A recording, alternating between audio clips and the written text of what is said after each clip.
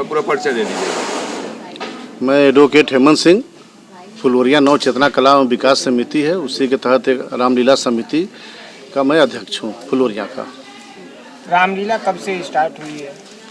रामलीला सन 1992 में इसका स्थापना हुआ है और तब से निर्विवाद आज तक ये चला। इसके संस्थापक हम लोगों के गांव के ही निजामुद्दीन जी रहे और उनके नेतृत्व में हम लोगों ने रामलीला और सभी गांव के सभी लोग, डॉक्टर शिव कुमार गुप्त जी, पूर्व प्रधान सचाऊ यादव जी, पवन पंडित जी, राजकुमार जी, शशिकांत सिंह जी, गुलाब जी, राजकुमार भारद्वाज जी, विजय प्रसाद गौड़ जी, सुरेंद्र पटेल जी, सभी लोगों को द्वारा, और हमारे पूर्व प्रधान सुनील कनौजिया जी हैं, रामाश्रय पाल जी हैं, सब लोग इस समिति में उपाध्यक्ष हैं, कोई सब विभिन्न पदों पर सभी लोग हैं। सभी लोगों के सहयोग से निर्विवाद रूप से सन 92 से रामलीला आज तक होती चली आ रही है और गाँव के सभी बच्चे ही इसके पात्र होते हैं।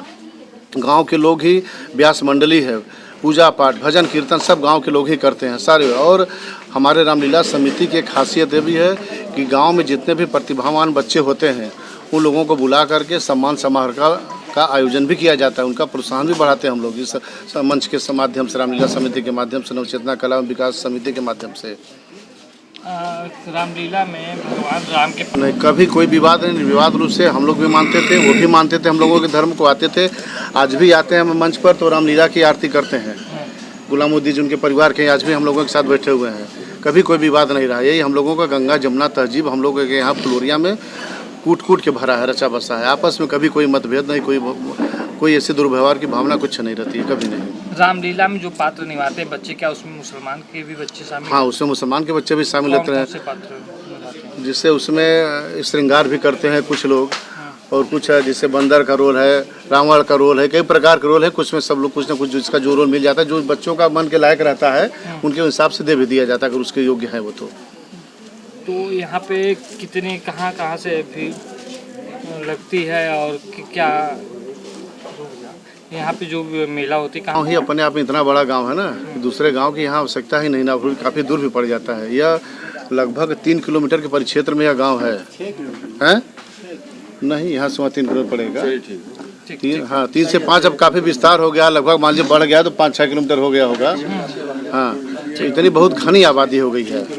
यहाँ पे विजयादशमी जो मनाया जाता है अमूमन एक दिन बाद। हाँ, यहाँ के विजयादशमी जैसे आज यहाँ पूरे देश का होता है तो एक दिन बाद हम लोग मनाते हैं ताकि गांव का भीड़ भी अपना गांव में रहे और काफ़ी तब उस रामलीला के विजयादशमी के दिन पूरे आसपास करीब 10 गांव के लोग यहाँ आते हैं। बहुत ज़बरदस्त भीड़ होती है, 50,000 की भीड़ होती है, मान लीजिए कम से कम आप लीजिए। और इस समय हमारे आज वहाँ के मुख्य अतिथि भी तय हो गए हैं, हम लोगों के महापौर जी श्रीमान अशोक तिवारी जी उस दिन के विजयादशमी के दिन के मुख्य अतिथि रहेंगे वो।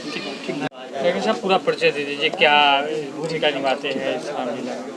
मैं डॉक्टर शिव कुमार गुप्ता, फुलवरिया में अपने क्लिनिक है करीब 40 साल से और इस संस्था का जो है नवचेतना कला विकास समिति जो संस्था है रामलीला समिति का, इसके हम संस्थापक हैं। 1992 में इस लीला का जो है प्रारंभ हुआ और हमारे यहाँ रामलीला नवरात्र से शुरू होता है और विजयादशमी के एक दिन बाद जो है, एक दिन का 2 दिन बाद जाकर हमारा समाप्त होता है। जैसे 3 तारीख से शुरू होगा, 14 को हमारा रामलीला समाप्त होगा। गंगा जमुनी तहजीब की एक मिसाल है रामलीला, यहाँ पे हिंदू मुसलमान दोनों साथ। देखिए ऐसा है, जब हम लोग शुरू किए तो चूँकि आपके भाई साहब निजामुद्दीन भाई साहब, ठीक ना, तो हम लोग की अच्छी मित्रता थी, तो उनके मन में ये भावना हो कि हम लोग कुछ ऐसा यहाँ से संदेश दें अपने गाँव से कि वो पूरी दुनिया में जो है वो एक अच्छा संदेश जाए। जो चल रहा है वैमनस्यता और सारा चीज़ है, जो लोगों में विवाद चल रहा है, हम उसको जो है कम से कम इस संदेश से जो है उसमें कुछ मतलब कमी ला सकते हैं। और वो हमारे यहाँ 92 से जुड़े और जब तक जिंदा थे, दुर्भाग्य था कि मतलब एक्सपायर करके तभी जा करके हमारे दूसरे अध्यक्ष हुए, अन्यथा 10 साल तक जो है निर्विवाद अध्यक्ष रहे और उनका पूरा परिवार भी जुड़ा था।